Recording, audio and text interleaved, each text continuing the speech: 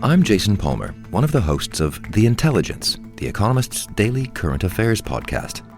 The Economist's award-winning shows make sense of what matters, from our special series on China's president to our weekly podcasts on business, technology, and American politics. Our journalists provide fair, in-depth reporting on the events shaping the world. Search for Economist Podcasts Plus and sign up to our free 1-month trial. What if you could have a career where the opportunities are as vast as our nation, where it's not about mission statements, but a shared mission? At U.S. Customs and Border Protection, we go beyond to protect more than borders. From ship to shore, air to ground, cities to local communities, CBP agents and officers are keeping people safe. Join U.S. Customs and Border Protection and go beyond for something far greater than yourself. Learn more at cbp.gov/careers. If you like listening to Warriors in Their Own Words, check out our other show, the Medal of Honor podcast. The link is in the show description.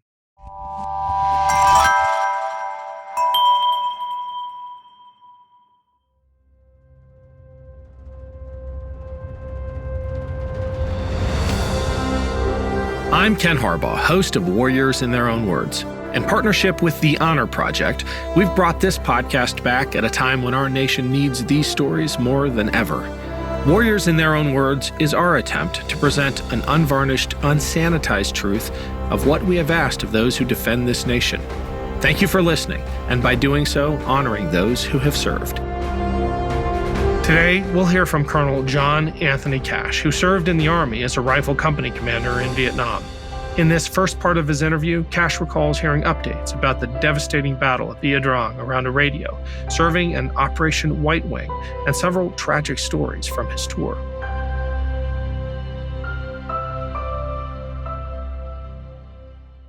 My name is John Anthony Cash, CASH. I'm from Atlantic City, New Jersey. I'm an ROTC graduate from Rutgers University, and I just completed 32 years and 7 months in active duty service. I was a rifle company commander of C Company, 1st Battalion, 7th Cavalry, 3rd Brigade of the 1st Air Cavalry Division.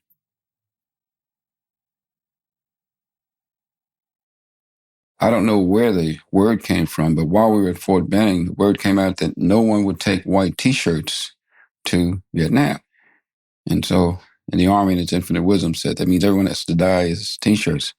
I'm sure you've been to the drugstore and looked and saw how many different color shades of green they have. And RIT dye, I think is what we were using.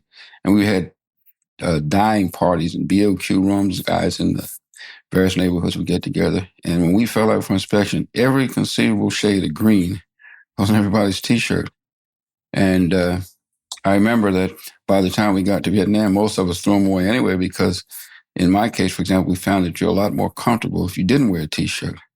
But it's once again the Army's way of doing things. But being on the ship together, we're very well organized. We had a training program. I can recall they would bring platoons up at a time, and they would do actually PT, physical training, on the deck space that was available.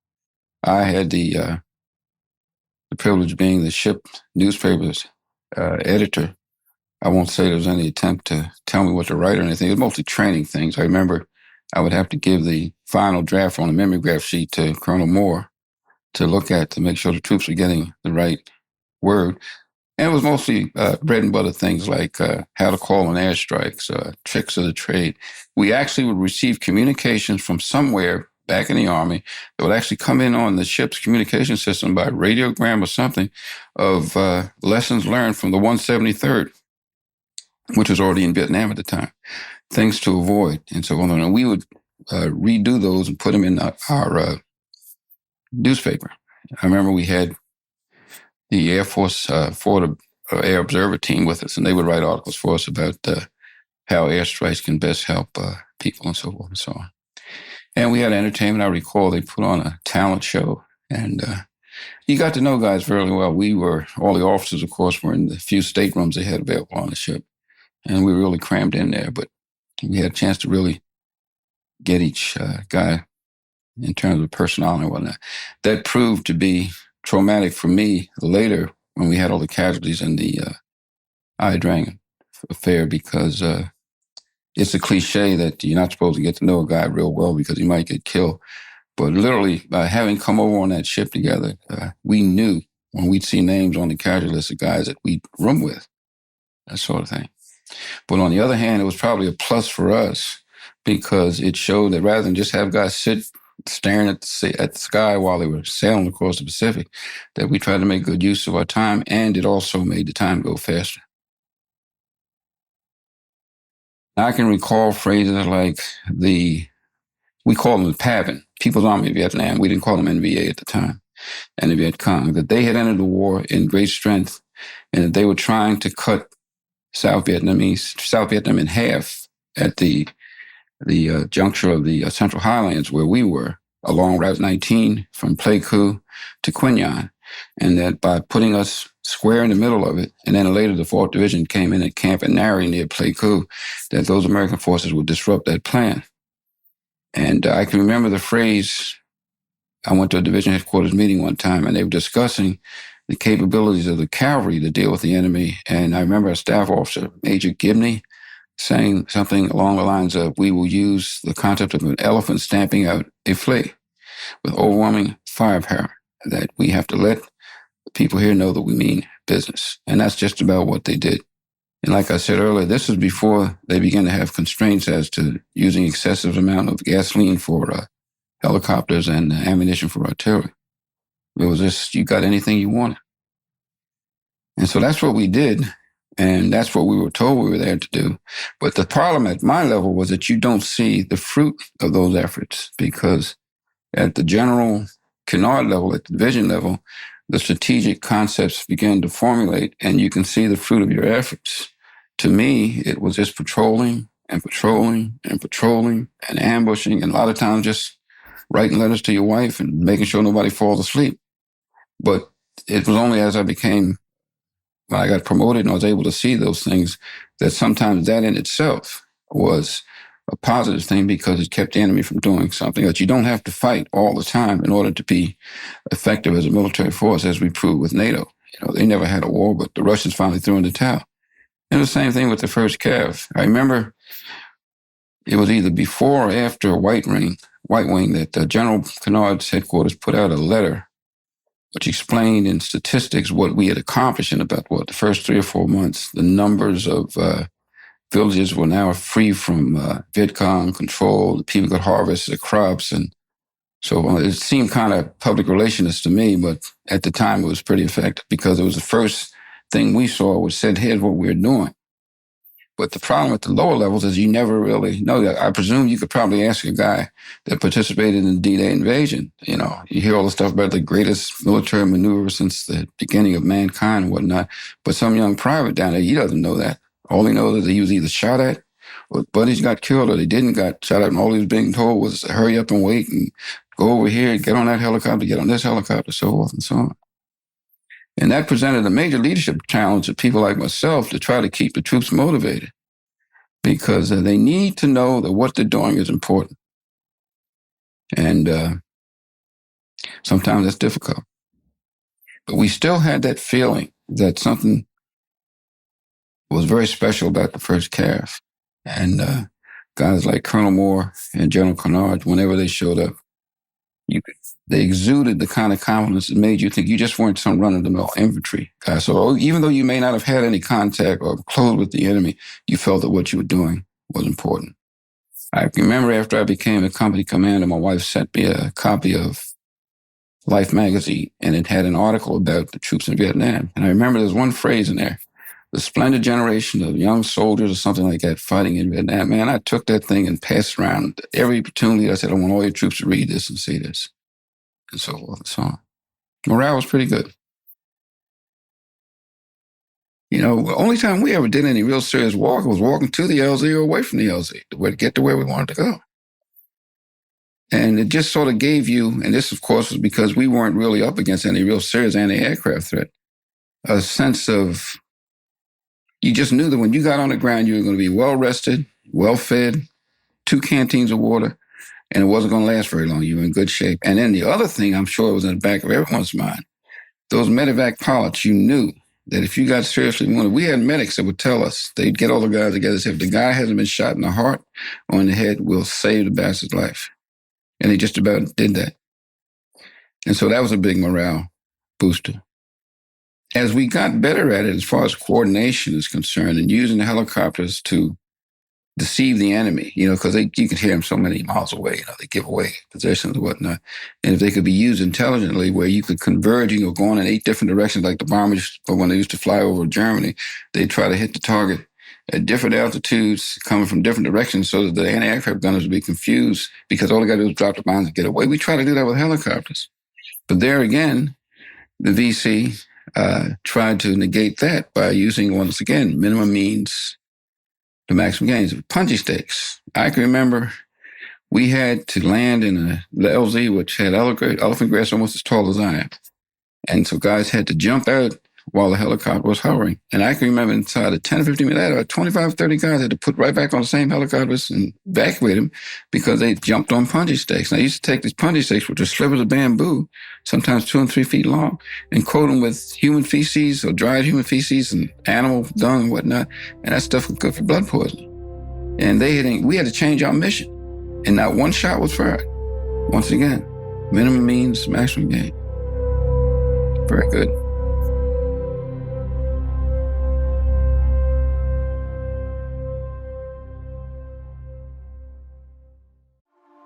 A news story gets shared by a friend on social media, or you catch a tweet that really makes your blood boil. But how do you separate fact from fiction? That's the premise behind Disinformation, a 10-part series from Evergreen Podcasts and Emergent Risk International coming this fall. Tune into Disinformation wherever you get your podcasts. And remember, don't believe everything you read. Greetings from Evergreen Podcasts. We're rolling out a listener survey, and we want to hear from you. The information in the survey will help us gather statistics and in turn make our shows more appealing to advertisers. I know most people don't like ads, but this is one of the only ways our shows make money and help keep their lights on. We promise it will only take a few minutes, but the impact on our podcasts will be tremendous. As a token of our appreciation, we'll randomly select one lucky participant each month to win an exclusive merchandise package from Evergreen Podcasts. Head to evergreenpodcast.com/listenersurvey to help a show and possibly get some free stuff for doing so. We can't thank you enough for the support. Now back to the show.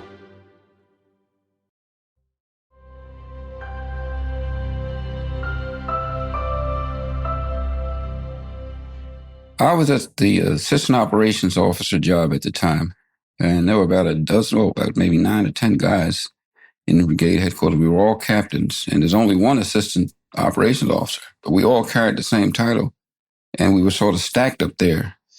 I can recall we would read the intelligence reports and listen to the intelligence briefings, and there was some talk about a buildup of NVA forces along the Cambodian border area in the Chupang mountain region. And we know that the 1st Brigade had already been sent up there to try to develop it when the Plainly Special Forces camp was attacked, and the cavalry, I think the 1st and 9th Cav got involved and so forth and so on. And as a follow-on to that, we, the 3rd Brigade, were told we want to replace the 1st Brigade to maintain the pressure on the enemy. And I can remember Colonel Brown was a brigade commander at the time, standing at the map, and there was a big star right around the vicinity of what later became LZ X-ray, up on the slopes of the Chupang Mountain, saying, this is where we have to go. And I remember I was asked to come to the map with Major Mallet, that's M-A-L-L-E-T. He was the brigade operations officer, and we were asked to pick out LZs. And we tried to look for a landing zone that could take in at least a company at the time. In other words, you can get a company on the ground at the same time. That gives you enough firepower capability and maneuverability potential with a rifle company instead of a platoon at the time. I remember we picked out one, which later became X-ray. There was another one called Lime and Albany and a few others. And I remember Colonel Moore coming in and looking at the map and talking to his people about how they're going to make the reconnaissance over this area and fly in a certain kind of compass heading so as not to give away the plan to the VC. They went out and conducted their recon and came back, and we were told that X-ray was going to be it, and all the other LZs were decoys. And other than that, we just assumed that it would be like it was for the 1st Brigade, a relatively dry hole. And then we go back down K and drink beer and write letters and so forth and so on. And when the 1st to the 7th hit that opposition at X-ray, I was on duty in the Tactical Operations Center, sitting there trying to keep interested. You know, there's so much boredom involved in the military. And we would hear a radio message. You knew everyone's voice. And then we realized these guys were really onto something. And then Matt Dillon, who was the Gregory Dillon, we called him Matt Dillon, he was the operations officer for Colonel Moore.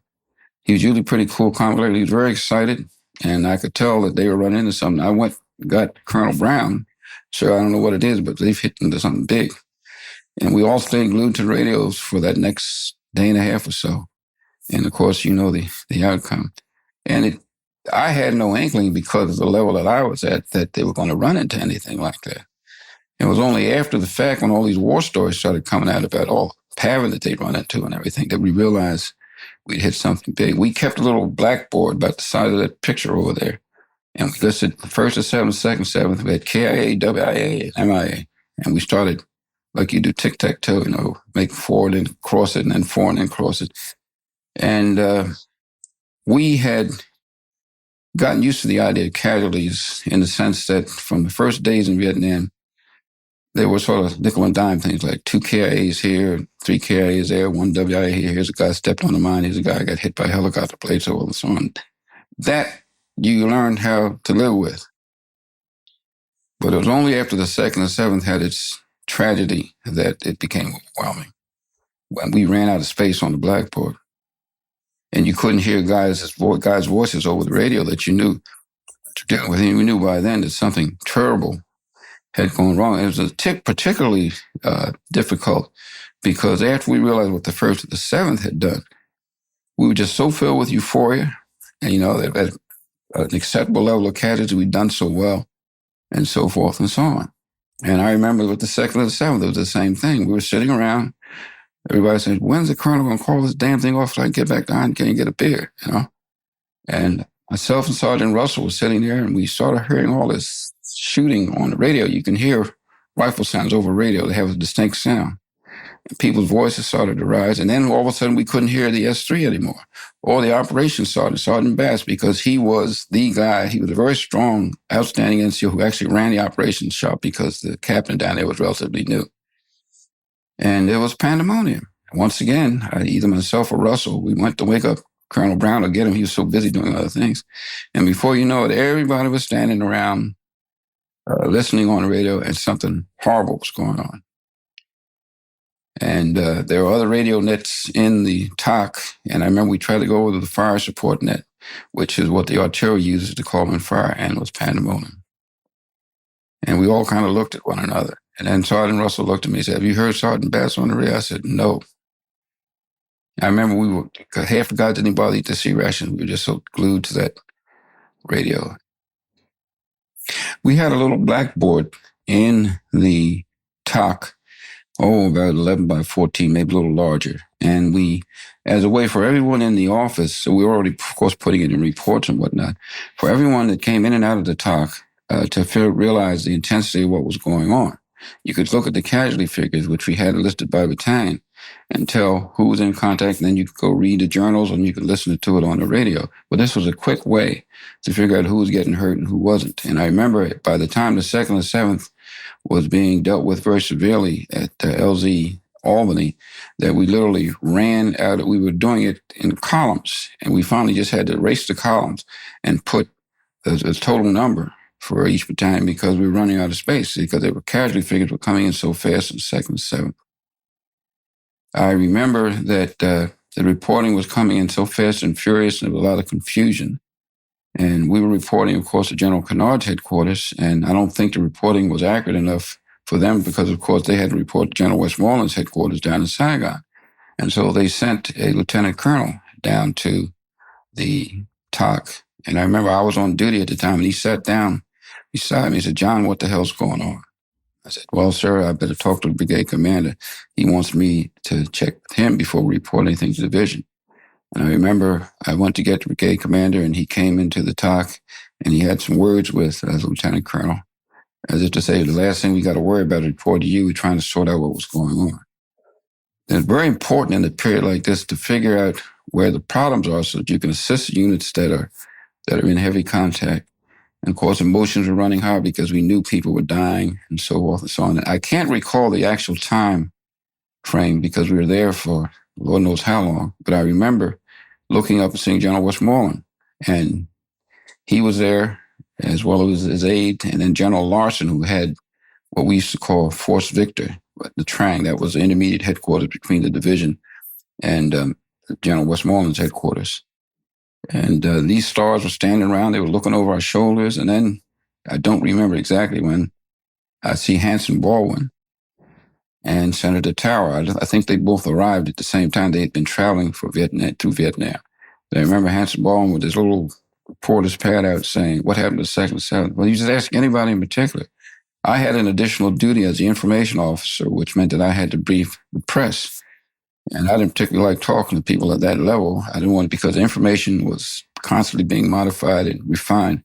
And I remember, thank God, Colonel Meyer, who later became Chief of Staff of the Army, Shy Meyer, Edwin C. Meyer, was Brigade Executive Officer. He was in second in command.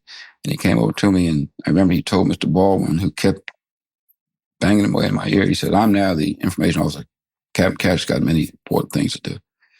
And we had a briefing tent, which was a parachute that we used as overhead cover, and then we had sawdust floor with ammunition casings, empty ammunition boxes as seats. That's where most of the briefings would be conducted.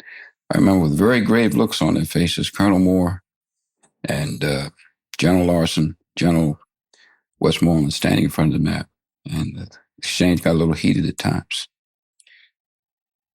It became obvious, as I said, as the time passed, that a tremendous beating had been given to the 2nd and 7th. I became so distraught when the casualty figures went above 200 that I remember all of us were tired, and we were sleeping around the CP in pup tents. And I can recall I just got up, walked out of the tent when I realized that a good friend of mine, a captain, had been killed, trying to save another guy's life. I remember Major Millay came out to my tent and kicked. He said, you going to come back to work? And I said, sir, I can't deal with it. I said, I just got to get myself together.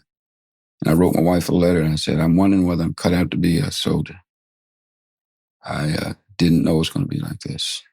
And then they brought in a refrigerated van at our CP location, in which I suppose that was a transfer point to bring in the bodies and whatnot. It was just a very traumatic experience. We could just about see from where we were located. We were at a place called Kateca, which was an old French Vietnamese tea plantation. And off in the distance, we could see the B-52 strikes going on at Ia Drang, and they would send them in trail. We couldn't see the bombs drop, but you could just about catch the glint of the silver on the wings. And I remember that the whole time we were there, all you heard were bombs being dropped and explosions and artillery being fired, just constantly without let up. And if that wasn't enough, before the Albany debacle, we got attacked at the brigade headquarters. And at night, this maybe happened about a day before the 1st or the 7th, or the 2nd or 7th debacle happened. It's been so long. And I think they put about 10 or 15 rounds in the air of 81 and 82 HE, high explosive rounds, before the first one hit the ground. Now, I hate to say it this late day, but very few of us had actually dug in. We were laying in pop tents, and we didn't think that was going to happen to us. I recall we had about 7 or 8 guys killed, and Lord knows how many wounded. And I remember we counted at least 50 or so tail fins still sticking in the ground, trying to estimate how many rounds they had fired at us. I'll never forget that night because there was a young kid. I remember seeing a pup tent where a round had landed right next to it, and you see the guy's boots sticking out where it obviously killed him. And we were running around trying to sort guys out and see who was seriously wounded. There was a young kid with blonde hair sitting there kind of dazed. I walked up to him and said, you okay? And he said, yes, sir. I said, here. And I took my canteen and gave him a drink of water. I said, wait right here, and we'll get you back to Ankh. And I remember when, I forget when, I think I went to check on him to see if the medics had gotten him, and the guy was dead. And I couldn't believe it. I said, what do you mean he's dead? They had him covered up in a poncho laying on the stretcher, and they said, well, he died of shock or something. To this day, I didn't know that could happen to a guy. I remember Colonel Myers sitting in the one building that we had at this location, reading the Bible when it all had quieted down a bit. He's a very, very religious guy, and the saddest look on his face about what had happened. We knew we were in a war. And then after it was all over, we loaded up on trucks and jeeps and whatnot, and the decision was made for us to drive from Pleiku back to Ankh. Now, the mode of transportation in those days was to put the troop strength guys in the rifle companies in what we called cattle cars, because that's literally what they are, just cram guys into them. And I suppose a cattle car could hold maybe 50 to 70 guys, maybe a little more than a platoon, which would be maybe 3 or 4. It's been so long. 2 or 3 maybe cattle cars per rifle company. Now, you got to recall that the fighting strength of the 2nd and 7th and 1st and 7th were 3 rifle companies each. All that was left of the 2nd and 7th, I think it was in 1.5 cattle cars. I'm not sure, but it was very, very small. And we drove back to Ankh and went through the gate. And I remember General Kennard was standing there with the division staff. The band was playing Gary On. And it was pitiful because we all looked back behind us. We were in the lead because we were the brigade headquarters, and the 1st and 7th right behind us, and the 2nd, 7th right behind them. And I think they had about 2 cattle cars. And I can recall duffel bags. Each guy, when you went out in the field, all your belongings were kept in a duffel bag on top of your bunk, on top of your cot. And usually when a guy would get killed, they would appoint an officer to inventory his personal effects. And I remember seeing right away, we all leaped out of it because we wanted to go around and see who'd been killed and so on and so on, looking for friends.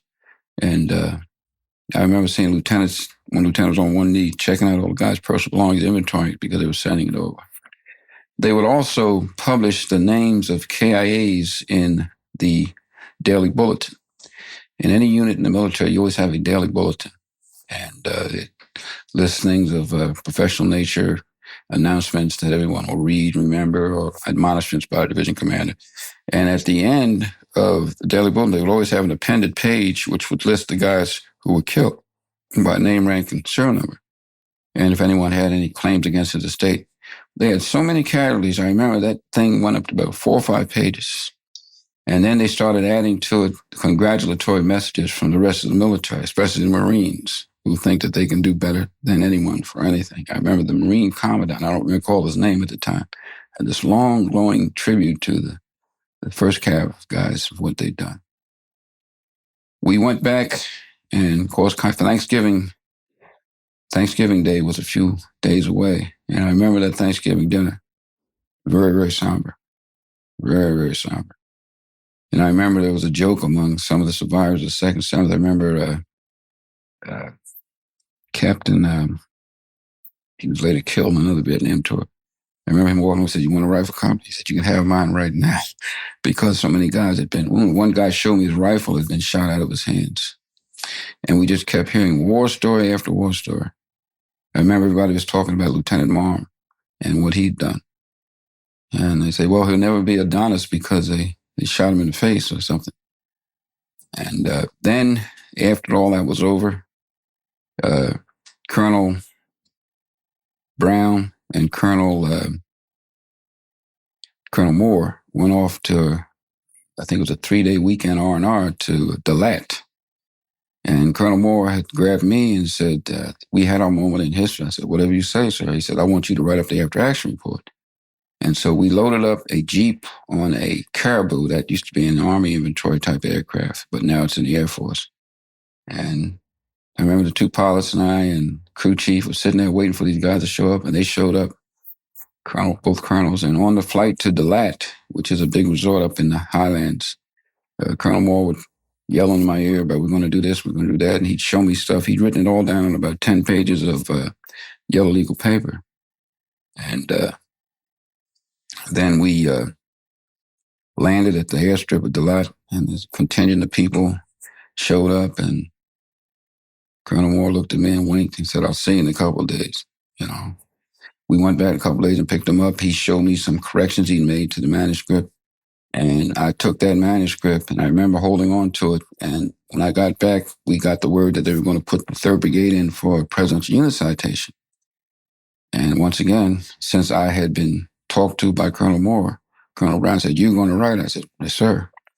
So I started writing it. And then I was later told that I think JD was coming down from division, that they decided that they'd put the entire division in for the PUC because how can you separate out the units that were not in the 3rd Brigade that supported the 3rd Brigade so well? For example, the Air Force contingent, the General Support Helicopters, other artillery battalions who didn't normally support the 3rd Brigade. And so the decision was made to put the entire division in for the award. And even then, even though we knew that we had done something big, the enormity of what we had accomplished didn't really hit home until my wife started sending me newspaper clippings and things. And then thereafter, when I came back to Vietnam, or rather to the States, and I was assigned to the Center of Military History, that I began to realize that something real big had happened. Like I said, you could have been in the Battle of Gettysburg and not know that there was the most bloody war, a battle in Civil War, if, your worldview was just to your left and to your right. And then when I was doing research on the battle for the Chapter and 7 Firefights, I remember going to the Defense Intelligence Agency to try to get any intelligence on what the enemy perception of what they did. And I found out that they lie as much as they say we do, in terms of what they accomplished. They killed the 1st Cav Division 20 times over, and so forth, and so on. I remember that we had a lessons learned conference where we would sit around and talk about, well, what do we learn about this operation? Are our artillery techniques good? How about our maneuver capabilities? And I remember Colonel Moore and Colonel Brown both saying one of the lessons learned was that American troops are too aggressive. I never thought I'd hear that we have all of these advantages. We had artillery, all kinds of firepower capabilities, and maneuver, being able to move the helicopter so fast that don't be too aggressive where you put yourself in a position where you lose your advantage. Case in point, if you get less than 50 meters away from the enemy, you got to be pretty darn crazy to call in your own artillery because of what they call the circular area of probable. That means that any round, the closest they can get to the target is within a 50-meter circle. So you always try to stay outside a 50-meter range to make sure you can use advantage. And the VC knew that. And so they would try to hug us, knowing that we couldn't use the artillery, and that therefore they could then say, "You just like we are. We have rifles and you have rifles, and all who sees whom first." But I later became a company commander in January, I think it was, and the morale was sky high because of the accomplishments, and we started getting all kinds of VIP press people coming over to talk to us. I remember Howard Tuckner of NBC News going out with my company a couple of times. Guy MIA who later found out he was kidnapped by the VC and executed. But I remember we went out with him, and he wanted to be right up in front with everybody.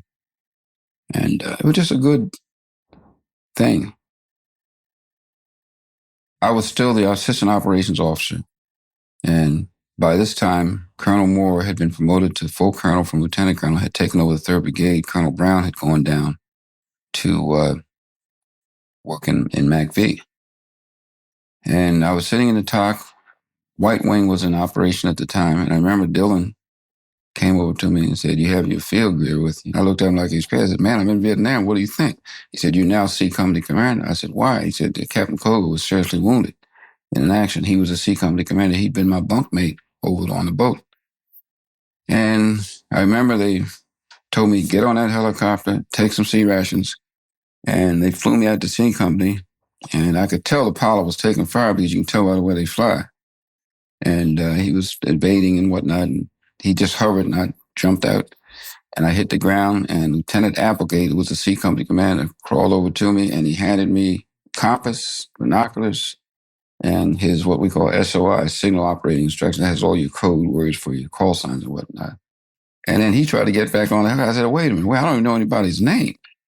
I said, "Let's figure out what's going on." And he told me that they had 2 KIAs, 2 guys killed, 2 sergeants, and they were trying to retrieve their bodies. I later found out that the reason why he got relieved and they didn't give him the company after Koga got shot up was because in the Army, you never leave an American dead or wounded on the battlefield. And when they call you up and say, all your people present and accounted for, he said yes, and didn't tell battalion commander that there were 2 guys that still had not been retrieved. And so that was my first mission, to go get these 2 sergeants. And they being the other leaders in the company, didn't want Lieutenant Applegate around. One lieutenant called over and said, get him out of his company, sir, quick.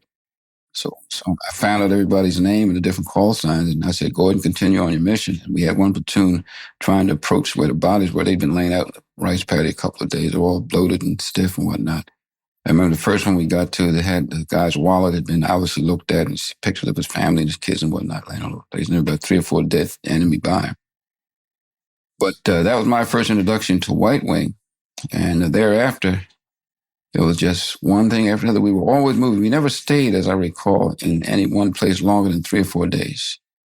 We just moving all over northeastern Bindin province. And if you weren't in contact yourself, that is to say that when the rifle company went out, you always were within mutually supporting distance. What do I mean by that? That means that although you may not have been able to see the other companies, you were in radio contact with them, so that you could be either airlifted to support him, say B company if they got into contact, or vice versa if C company, my company, got into contact. And you try to stay within mortar range so that our mortars, if he ran into trouble, could support him.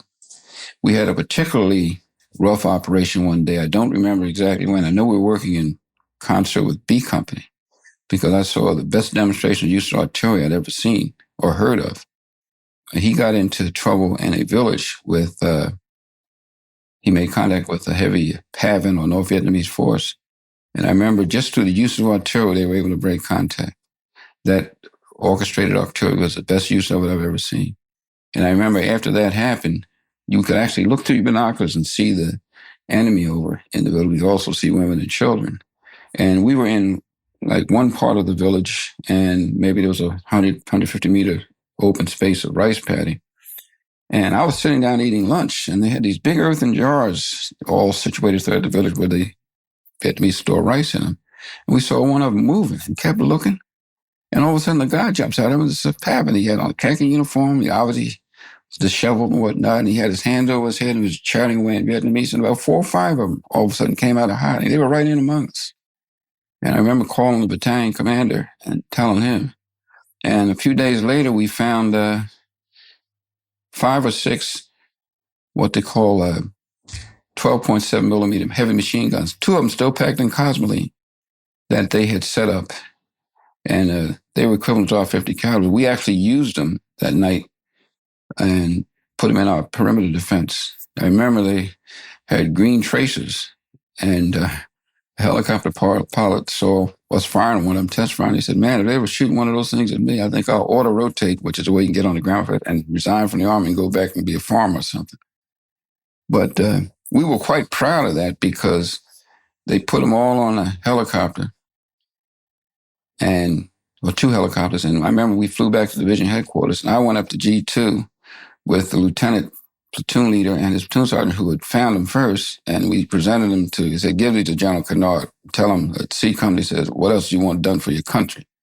And, we were disheveled, we stank and hadn't shaved, this, that, and the other. The MPs were looking at us because we were kind of scrounging.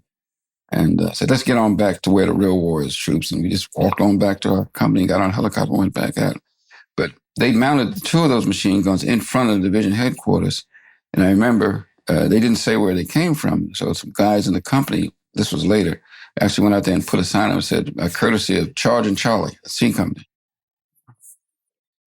But the morale was high. I remember that was where I had my first experience with how KIAs can really affect you other than the previous experience of the Ia Drang. I had a young kid named Douglas Weiss who had tried to get home by making up a bogus story that his mother was deathly ill. And of course, Red Cross checked it out and found out that she was not ill.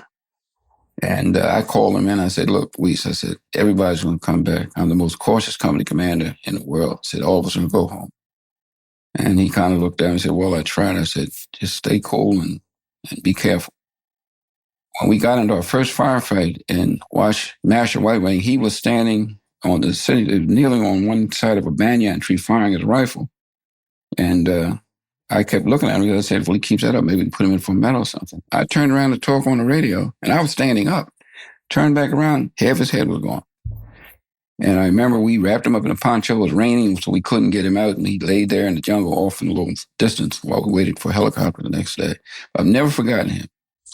When I got back here to Washington, and they finally finished the Vietnam Memorial, his was the first name I went to look for, because I remember I heard, but I didn't get directly involved, that there was a big argument between his parents. I'm not sure whether they're separate or not, as who got the insurance money or something. And then another big experience we had a young kid named Vance who was kidnapped by the VC. We got to this town. They gave us about a 3-day break where we'd go get some shower. They set up a shower point at a stream near this village, and we were told, if you go through the village, go and don't ever go by yourself and always carry a weapon. And the MPs were even traveling around in 3s and 4s. And we had this young whippersnapper named Vance. He'd been in the 82nd Airborne and he'd come from the Dominican Republic. And he had the CIB, couldn't have been more than 19, 20 years old. And he used to give us hell about Gary on and everything. And it sort of created a friendly rivalry. And he'd lost a friend of his or whatever, but apparently he disobeyed orders and took a rifle and just went on. He said he was going down to the village, I forget the name of the village, and get drunk and get laid.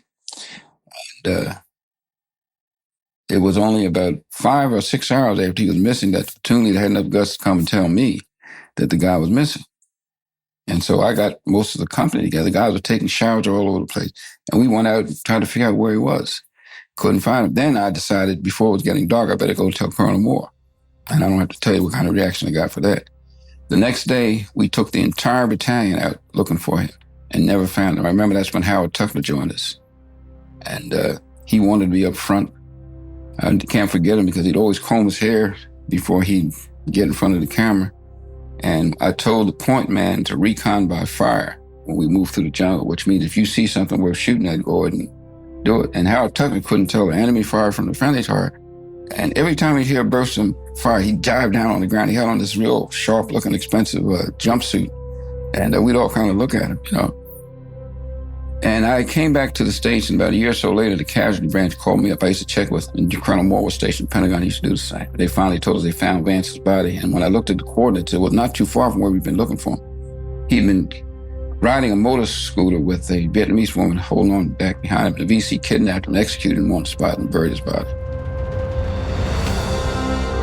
That was Colonel John Anthony Cash. Next week, we'll hear the rest of his interview, where he tells more incredible stories, reflects on the war as a whole, and talks about coming home. Thanks for listening to Warriors in Their Own Words. If you have any feedback, please email the team at kharbaugh@evergreenpodcasts.com. We're always looking to improve the show. And if you enjoyed this episode, don't forget to rate and review.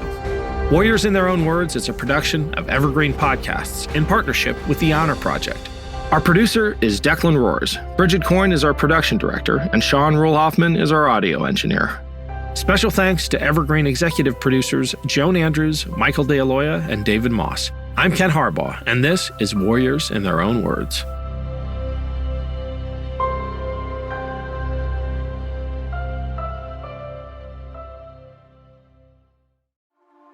A news story gets shared by a friend on social media, or you catch a tweet that really makes your blood boil. But how do you separate fact from fiction? That's the premise behind Disinformation, a 10-part series from Evergreen Podcasts and Emergent Risk International coming this fall. Tune into Disinformation wherever you get your podcasts. And remember, don't believe everything you read.